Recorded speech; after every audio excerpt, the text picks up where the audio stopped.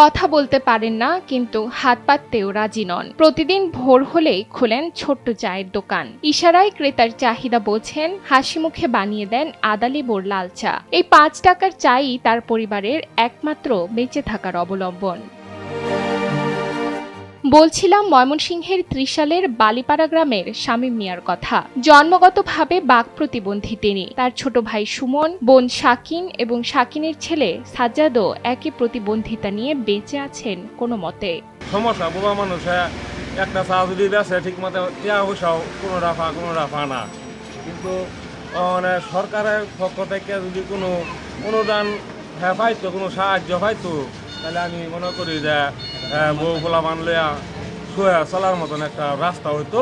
বাবা মারা গেছেন, বোন শাকিনের সংসারও টেকেনি। এখন মা, ভাই বোন, ভাগ্নে, স্ত্রী, সন্তান সহ সবার ভার শামীমেরই কাঁধে। ভাড়া দোকানে চা বিক্রির সামান্য আয়ে দোকান ভাড়া আর সংসার দুটোই একসঙ্গে সামলাতে হিমশিম খেতে হয় এই বাক প্রতিবন্ধী শামীমের। কারণ একটা ফ্যামিলির মধ্যে 4 জন বুবা, তো 4 জন বুবা যদি থাকে তাহলে তো একটা সংসারের মধ্যে কত ঢুকে হয় যেহেতু আপনারা নিজেরাই বুঝতে পারেন।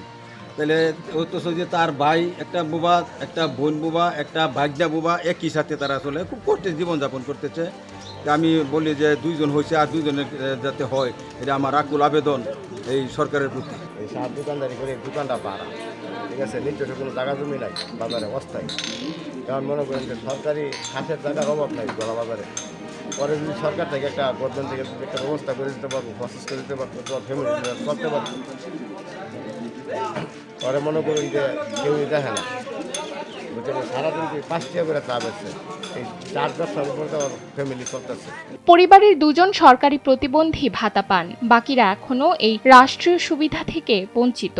শামীমের বিষয়ে জানতে চাইলে স্থানীয় ইউনিয়ন পরিষদের প্রশাসক জানান তিনি অবগত নন, তবে বিষয়টি খতিয়ে দেখার আশ্বাসও দিয়েছেন তিনি।